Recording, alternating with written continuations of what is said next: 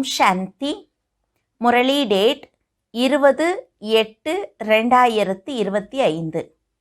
காலை முரளி பாப்தாதா மதுபன். இனிமையான குழந்தைகளே, ஸ்ரீமத் படி நடந்து அனைவருக்கும் முக்தி, ஜீவன் முக்தி பெறும் வழியை சொல்லுங்கள். நாள் முழுவதும் இந்த வேலையை செய்து கொண்டே இருங்கள். கேள்வி: தந்தை எந்த சூக்ஷ்ம விஷயங்களை சொல்லி இருக்கின்றார்? அவை புரிந்து கொள்ள மிக ஆழமானவை. பதில்: சத்யுக அமரலோகம். அங்கே ஆத்மா ஒரு ஆடையை மாற்றி அடுத்ததை பெறும். எனினும் மரணம் என்ற பெயர் இருக்காது. அதனால் அதை மரணலோகம் என்று சொல்லுவது இல்லை. சிவபாபாவின் படைப்பு எல்லையற்றது. இந்த நேரம் பிராமணர்கள் நீங்கள் மட்டுமே பிரம்மாவின் படைப்பாக இருக்கின்றீர்கள். திருமூர்த்தி சிவன் என்று சொல்லுகின்றார்கள். திருமூர்த்தி பிரம்மா கிடையாது. இந்த ஆழமான சூக்ஷ்ம விஷயங்கள் எல்லாவற்றையும் தந்தை சொல்லியிருக்கின்றார். இப்படிப்பட்ட விஷயங்களை குறித்து சிந்தனை செய்து புத்திக்கான உணவை தானே தயார் செய்ய வேண்டும். ஓம் சாந்தி. திருமூர்த்தி சிவபகவான் வாக்கு. இப்போது அவர்கள் திருமூர்த்தி பிரம்மா என்று சொல்லுகின்றார்கள். திருமூர்த்தி சிவபகவான் வாக்கு என்று பாபா சொல்லுகின்றார். திருமூர்த்தி பிரம்மா பகவான் வாக்கு என்று சொல்லுவது இல்லை. நீங்கள் திருமூர்த்தி சிவபகவான் வாக்கு என்று சொல்லலாம். அவர்கள் சிவசங்கர் என்று சொல்லி இருவரையும் சேர்க்கின்றார்கள். திருமூர்த்தி பிரம்மாவிற்கு பதிலாக திருமூர்த்தி சிவபகவான் வாக்கு என்பது சரியாக இருக்கிறது. சங்கர் கண்ணை திறந்தால் உலகம் அழியும் என்று மனிதர்கள் சொல்லுகின்றார்கள். இவை எல்லாவற்றுக்கும் புத்தியை வேலை வாங்க வேண்டும். மூவருக்கு மட்டும் முக்கிய பாகம் இருக்கிறது. பிரம்மா மற்றும் விஷ்ணுவிற்கு 84 பிறவிகளின் பெரிய பாகம் இருக்கிறது. விஷ்ணு மற்றும் பிரஜாபிதா பிரம்மாவின் அர்த்தமும் புரிய வைக்கப்பட்டு இருக்கிறது. இந்த மூவருக்கும் பாகம் இருக்கிறது. பிரம்மாவின் பெயரை ஆதி தேவன், ஆதாம் என்று சொல்லுகின்றார்கள். பிரஜாபிதாவிற்கு கோவிலும் இருக்கிறது. இது விஷ்ணுவின், அதாவது கிருஷ்ணரின் கடைசி 84வது பிறவி. இப்போது அவருக்கு பிரம்மா என பெயர் வைக்கப்பட்டிருக்கிறது. பிரம்மா மற்றும் விஷ்ணுவை தெளிவுபடுத்த வேண்டும். இப்போது பிரம்மாவை தத்தெடுக்கப்பட்டவர் என்று சொல்லுவார்கள். இவர்கள் இருவரும் சிவபாபாவின் குழந்தைகள். உண்மையில் ஒரு குழந்தை மட்டுமே இருக்கின்றார். கணக்கு பார்த்தால் சிவபாபாவின் குழந்தையாக பிரம்மா இருக்கின்றார். தந்தை மற்றும் தாதா, அதாவது அண்ணன், விஷ்ணுவின் பெயரே வருவது இல்லை. பிரஜாபிதா பிரம்மா மூலமாக சிவபாபா ஸ்தாபனை செய்கின்றார். விஷ்ணு மூலமாக ஸ்தாபனை செய்வதில்லை. சிவனுக்கும் குழந்தைகள் இருக்கின்றார்கள். பிரம்மாவிற்கும் குழந்தைகள் இருக்கின்றார்கள். விஷ்ணுவின் குழந்தைகள் என்று சொல்ல முடியாது. லக்ஷ்மி நாராயணருக்கும் அதிக குழந்தைகள் இருக்க முடியாது. இதுதான் புத்தியின் சாப்பாடு. நீங்களே சாப்பாடு தயாரிக்க வேண்டும். எல்லோரையும் விட அதிக பாகம் விஷ்ணுவுக்கு இருக்கிறது. 84 பிறவிகளின் விராட ரூபத்தையும் விஷ்ணுவுக்கு காட்டுகின்றார்கள். பிரம்மாவிற்கு காட்டுவது இல்லை. விராட ரூபத்தை விஷ்ணுவுக்கே செய்கின்றார்கள். ஏனென்றால் முதலில் பிரஜாபிதா பிரம்மாவின் பெயரை சொல்லுகின்றார்கள். பிரம்மாவிற்கு மிக சிறிய பாகம் இருக்கிறது. அதனால் விராட ரூபத்தை விஷ்ணுவுக்கு காட்டுகின்றார்கள். 4 கரமுடையவராக விஷ்ணுவையே செய்கின்றார்கள். உண்மையில் இந்த அலங்காரம் உங்களுடையது. இவை புரிந்து கொள்ள ஆழமான விஷயங்கள். இவற்றை எந்த மனிதரும் புரிய வைக்க முடியாது. தந்தை புது புது விஷயங்களில் புரிய வைத்து கொண்டே இருக்கின்றார். திருமூர்த்தி சிவ பகவான் வாக்கு என்று தந்தை சொல்லுவது சரிதானே? விஷ்ணு, பிரம்மா மற்றும் சிவன், இவர்களில் பிரஜாபிதா பிரம்மாவே குழந்தை. விஷ்ணுவை குழந்தை என்று சொல்லுவது இல்லை. அவரை படைப்பு என்று சொல்லலாம். எனினும் பிரம்மாவிற்கே படைப்பு இருக்கிறது. அவர் பிறகு வேறு பெயர் உருவை பெறுகின்றார். அவருக்கே முக்கிய பாகம் இருக்கிறது. பிரம்மாவின் பாகமும் இந்த நேரம் மிகச் சிறியதாக இருக்கிறது. விஷ்ணுவிற்கு எவ்வளவு காலம் ராஜ்யம் நடக்கிறது? முழு மரத்திற்கும் விதை ரூபமாக இருப்பவர் சிவபாபா. அவரது படைப்பை சாலிகிராம் என்று சொல்லுகின்றார்கள். பிரம்மாவின் படைப்பை பிராமண பிராமணிகள் என்று சொல்லுவார்கள். இப்போது சிவனுக்கு எவ்வளவு படைப்பு இருக்குமோ அவ்வளவு பிரம்மாவிற்கு கிடையாது. சிவனின் படைப்பு அதிகமாக இருக்கிறது. அனைத்து ஆத்துமாக்களும் அவரது குழந்தைகள். பிரம்மாவின் படைப்பாக பிராமணர்கள் நீங்கள் மட்டுமே ஆகின்றீர்கள். அதனால் எல்லைக்குள் வந்து விட்டதுதானே. அனைத்து ஆத்துமாக்களும் சிவபாபாவின் எல்லையற்ற படைப்பு. எல்லையற்ற ஆத்துமாக்களுக்கு நன்மை செய்கின்றார். பிரம்மா மூலமாக சொர்க்கத்தை ஸ்தாபனை செய்கின்றார். பிராமணர்கள் நீங்களே சென்று சொர்க்கவாசி ஆகின்றீர்கள். வேறு யாரையும் சொர்க்கவாசி என்று சொல்லுவது இல்லை. நிர்வாணவாசியாக, அதாவது சாந்திதாம் வாசியாக எல்லோரும் ஆகின்றார்கள். சிவபாபாவின் சேவை எல்லோரையும் விட உயர்ந்தது. அனைத்து ஆத்மாக்களையும் அழைத்து செல்லுகின்றார். ஒவ்வொருவர் பாகமும் வெவ்வேறாக இருக்கிறது. எனது பாகம் வேறு என்று சிவபாபா சொல்லுகின்றார். அனைவரது கணக்கு வழக்கையும் தீர்க்க வைத்து உங்களை அழுக்கிலிருந்து தூய்மையாக்கி அழைத்து செல்லுகின்றேன். தூய்மையாக மாறுவதற்கு இங்கே நீங்கள் முயற்சி செய்கின்றீர்கள். மற்ற எல்லோரும் நியாய தீர்ப்பு நேரத்தில் கணக்கு வழக்குகளை முடித்துவிட்டு போவார்கள். பிறகு முக்திதாமத்தில் அமர்ந்திருப்பார்கள். சிருஷ்டி சக்கரம் சுற்ற வேண்டும். குழந்தைகள், நீங்கள் பிரம்மா மூலமாக பிராமணராகி பிறகு தேவர்களாகின்றீர்கள். பிராமணர்கள் நீங்கள் ஸ்ரீமத் படி சேவை செய்கின்றீர்கள்.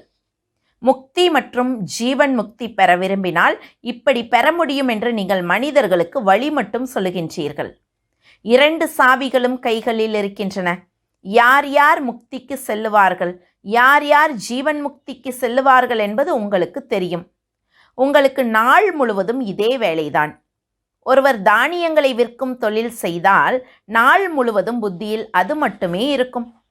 படைப்பின் முதல் இடை கடைசியை அறிவதும் ஒருவருக்கு முக்தி ஜீவன் முக்தியின் வழியை சொல்லுவதும் உங்கள் வேலை.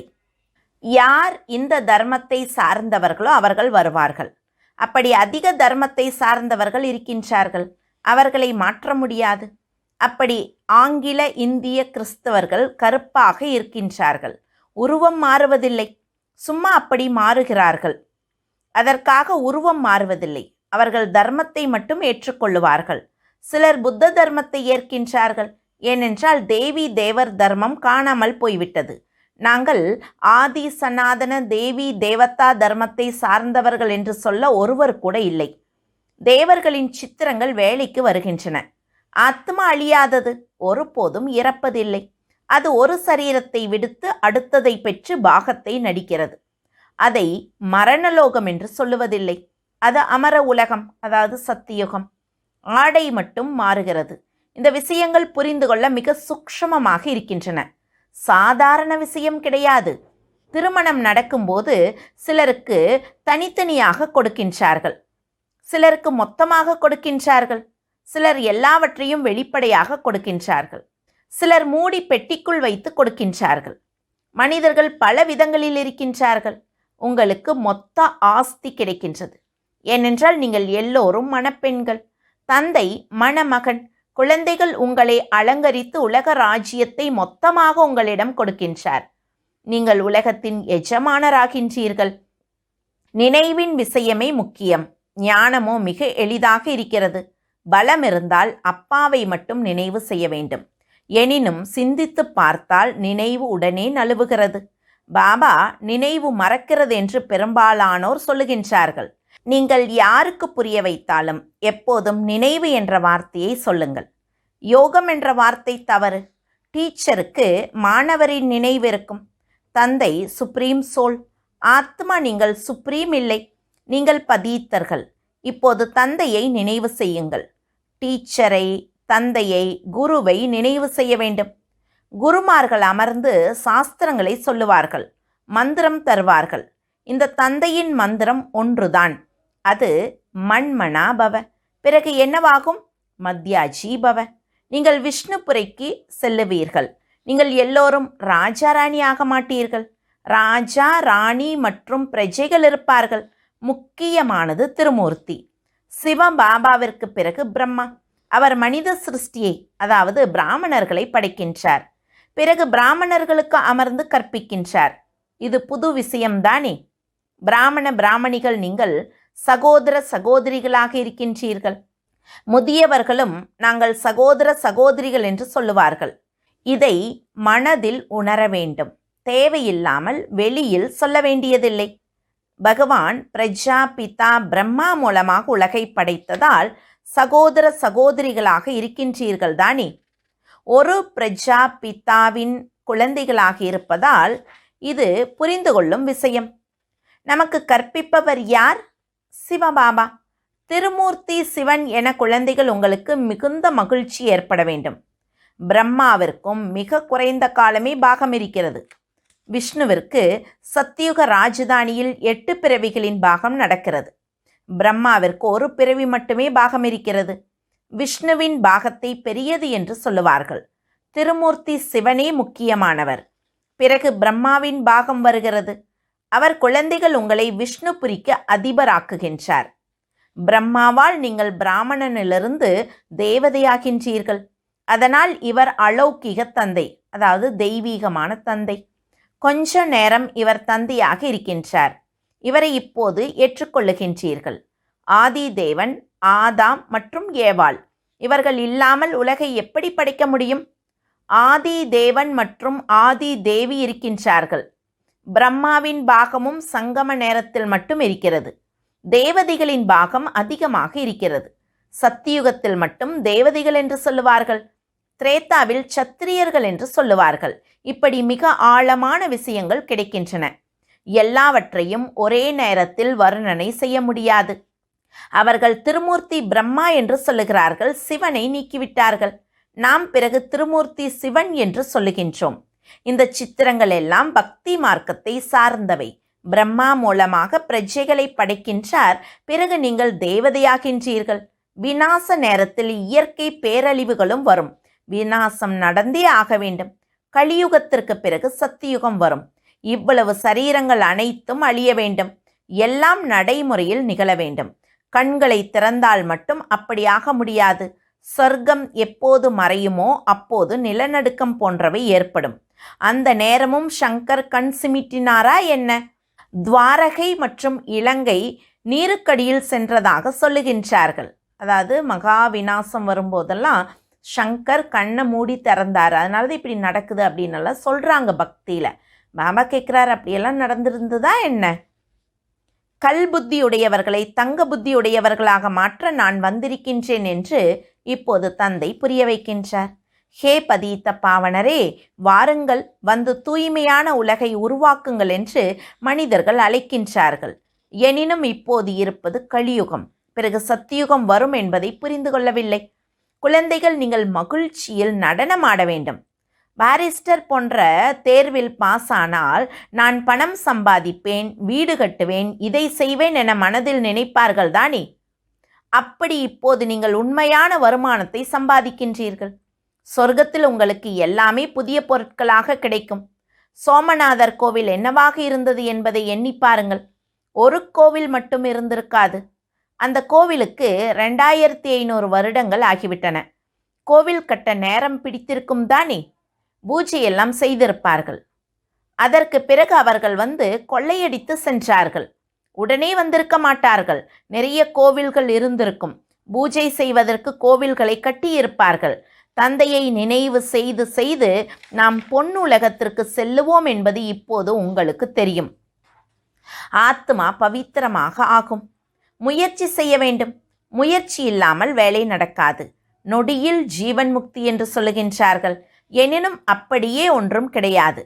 குழந்தையாக மாறினால் நிச்சயம் கிடைக்கும் என்பதை புரிந்து கொள்ள வேண்டும். முக்திதாம் செல்லுவதற்கு இப்போது நீங்கள் முயற்சி செய்கின்றீர்கள்.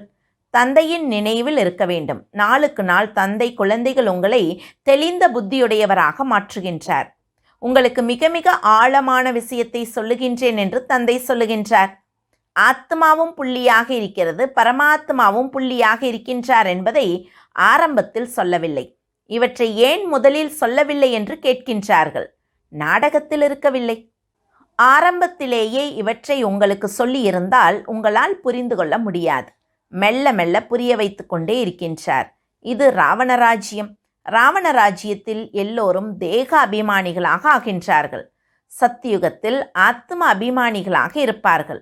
யஜ்யத்தினோட ஆரம்பத்தில் சிவபாபா பிரம்மா பாபாக்குள்ளே வந்துட்டு அப்படியே டிரான்ஸில் கூட்டிகிட்டு போய் காட்சிகளை எல்லாம் காமிக்க வச்சார். நிறையா அந்த மாதிரி அவங்க மகிழ்ச்சியில் இருக்க வச்சார்.